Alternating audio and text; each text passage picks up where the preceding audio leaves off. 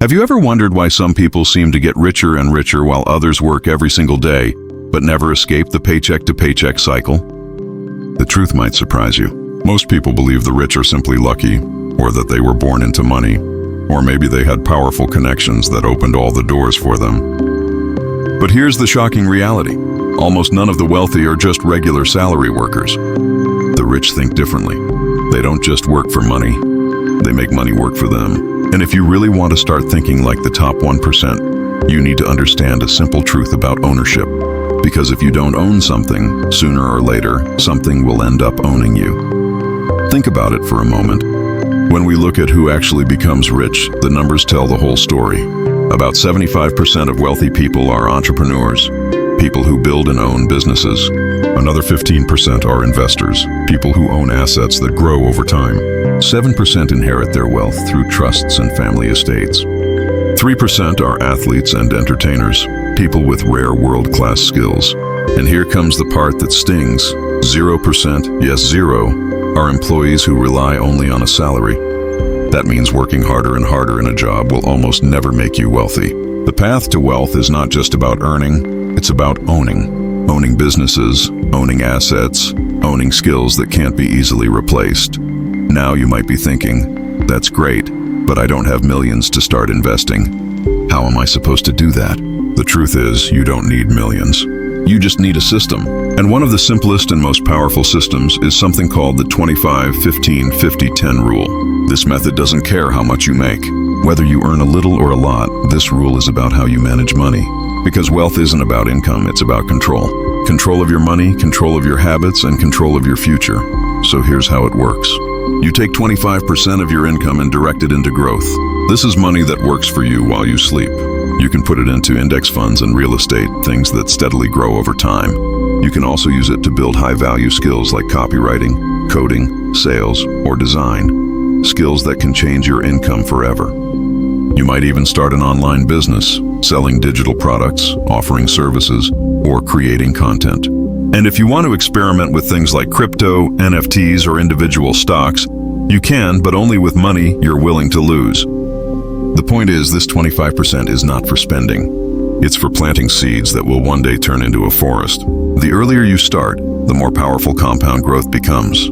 Time is the biggest multiplier of wealth, and every day you wait, you lose the advantage of time. Then comes 15% for stability. This is your financial shield, your safety net. It's what protects you when life throws unexpected problems your way. You build a 3 to 6 month emergency fund. You keep it liquid in a savings account where you can access it immediately. You never invest this money. Why?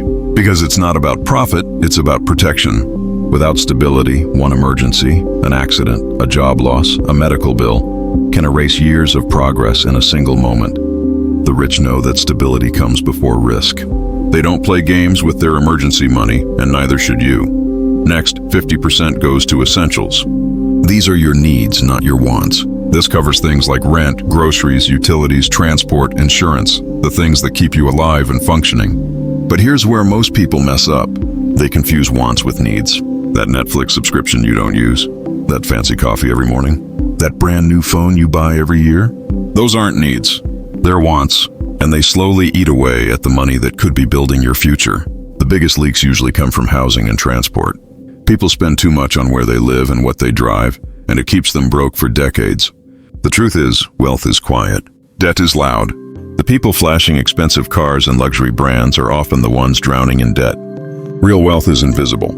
It's the money you don't see because it's sitting in investments, quietly growing every single day. Finally, 10% goes to rewards. Yes, rewards. Money is not just about survival or growth, it's also about joy. This 10% is your joy jar. You use it for vacations, hobbies, gifts, experiences, the things that make life meaningful. But here's the trick.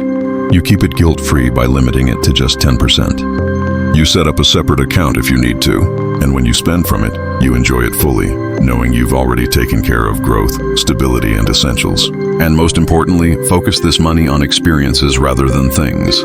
Memories last longer than materials. The reason this step matters so much is because it keeps the system sustainable. If you never allow yourself to enjoy your money, you'll eventually quit. The joy jar keeps you motivated for the long run. Now, when you start following this rule, something amazing happens.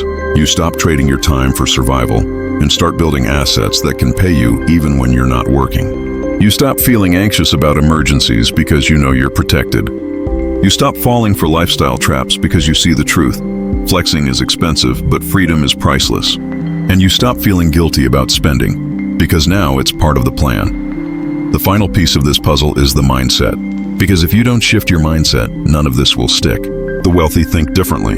They don't just earn, they own. They start early because they know compound growth beats bigger contributions later. They automate transfers so their system runs on consistency, not on willpower. They choose value over brands. They don't care about impressing strangers. They care about building freedom. And they know experiences bring more happiness than endless stuff ever could. At the end of the day, money itself doesn't bring freedom, but ownership does. Freedom comes from owning assets, owning skills, and owning your time. The 25, 15, 50, 10 rule is not just about numbers. It's about building a life where money stops controlling you, and you start controlling money. Imagine yourself 5 years from now. You could still be stuck in the same cycle, waiting for the next paycheck, hoping for a raise, and wondering why nothing changes. Or you could be watching your investments grow, enjoying financial stability, living below your means without stress, and creating memories with the people you love, all while your assets quietly make you wealthier every single day. The sooner you start, the sooner you can step out of the rat race. But here's the catch. Most people will hear this and do nothing. They'll nod, they'll agree, and they'll go right back to living paycheck to paycheck. Don't be one of them. Don't just listen, act. The 1% don't wait for the perfect time. They start with what they have and grow from there. And before you leave, I want to leave you with this thought. If this video gave you even one idea that could change your financial future, then imagine what the next video could do for you. Don't walk away and forget this. Hit that subscribe button right now, because the difference between the people who watch and the people who change is action. And your future self will thank you for taking action today.